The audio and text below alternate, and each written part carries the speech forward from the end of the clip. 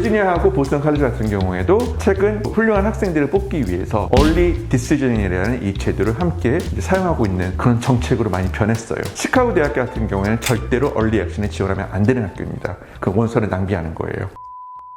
그래서 유펜 같은 경우에는 전통적으로 얼리에서 학생들을 많이 뽑고, 그리고 1년 과정에 이제 1000명 정도를 뽑는다면 그 중에 50에서 55% 학생들을 수시로 통해서 많이 뽑으려고 그래요. 어떻게 보면 지금 한국 대학교가 걸어가고 있는 추세랑 거의 비슷한 상황입니다. 좋은 학생들을 확보하기 위해서 너희들이 우리 학교 수시를 지원하면 그 학생들을 좀 더 많이 뽑으려고 그래요. 그래서 1년에 신입생 병원의 거의 반 이상을 얼리로 통해서 이제 뽑으려는 부분인데, 그게 얼리 디시전입니다. 그리고 제가 말씀드리는 얼리 액션하고는 완전 판이하게 다른 개념이에요. 그래서 분리를 하셔가지고 우리가 흔히 알고 있는 무조건 얼리가 유리하다, 미국 대학교는 얼리로 지원한다는 얘기는 얼리 디시전, 바인딩 프로그램이에요. 바인딩 프로그램, 얼리 디시전이 굉장히 중요한 이유가 눈에 안 보이는 하나의 암묵적인 약속이에요. 지원자하고 학교에 대한. 그 수많은 학교 중에서 우리가 딱 한 학교 골라가지고 당신의 학교에 지원하겠습니다. 이만큼 저의 정성이나 저의 애정을 잘 고려해 주시고 제 원서를 좀 더 잘 판단해 주세요. 이렇게 첫 번째로 제시를 하면 학교 입장에서 그 원서를 고마운 마음을 받은 다음에 어떻게 해서든 당신이 우리 학교에 지원한 것을 저는 알고 있습니다. 그래서 충분히 당신 지원자들의 굉장히 유리한 정황을 저희 살펴보고 조심스럽게 당신 원서를 읽어보겠습니다. 서로 이제 눈에 안 보이는 그런 악수를 하면서 계약을 맺는 하나의 팩트입니다. 그래서 두 번째 보면 We don't build the class during early action 나와 있죠. But the last few years, our applicant pool, 지원자들의 풀이죠, has been split pretty evenly between the early action regular. 학문적인 성취도의 풀 같은 경우에는 early action하고 regular하고 차이가 거의 없었다는 부분을 얘기를 해주는 거예요. 그럼 더더욱 학교 입장에서는 굳이 early action에서 학생들을 뽑아야 된다는 그런 동기가 없다는 걸 암시를 해야 되는 겁니다. 그래서 맨 끝에 부분이 아예 이제 그 블로그에서 얘기하는 거예요. Apparently there is a gem of a rumor being passed around at one high school. 그래서 이 부분 나와 있어요. 끝에 문구 같은 경우에는 이제 보스턴 칼리지예요. 또 대표적인 EA 학교이고 어떤 문구를 사용하는지 한번 보겠죠. Admission through early action to Boston College is more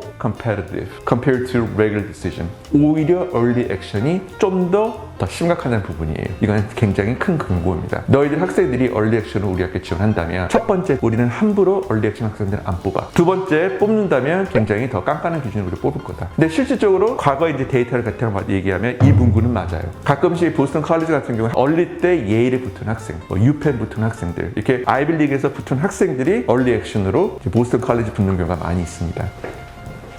그래서 제가 아까 말씀드렸듯이 early decision하고 이제 early action 차이가 있는데, 지난 2년 동안 early action에 대한 부분도 상당히 많이 진화가 됐어요. 전통적으로 보스턴 칼리지하고 이제 UVA, 버지니아 주립대가 early action을 이제 사용해가지고 학생들한테 early action이라는 제도는 너희들이 일찍 지원하고 11월 1일 그리고 입시 결과도 12월 중순 정도 또는 1월 말에 결과를 받는다. 그래서 일찍 결과를 줄 테니까 꼭 우리 학교 안 와도 되더라도 그 차이예요. early decision은 바인딩이기 때문에 붙으면 무조건 가야 되는 학교. 거기 early action 는 하나의 보너스 개념으로 일찍 입학 결과를 받아보지만 굳이 그 학교에 갈 필요가 없는 그런 책임감 없는 그런 학교인데, 버지니아하고 보스턴 칼리지 같은 경우에도 최근 훌륭한 학생들을 뽑기 위해서 Early Decision이라는 이 제도를 함께 사용하고 있는 그런 정책으로 많이 변했어요. 그래서 보시면 알겠지만 이 문구가 참 생소해요. 버지니아에서는 지난 20년, 30년 동안 Early Decision이라는 문구가 없었는데 올해부터 Early Decision 문구가 생겨가지고 학생들한테 Early Action 뿐만 아니라 심지어 이제 Early Decision을 지원할 수가 있다. 대표적으로 이렇게 Early Decision하고 Early Action을 함께 공유하고 있는 학교가 시카고 대학교예요.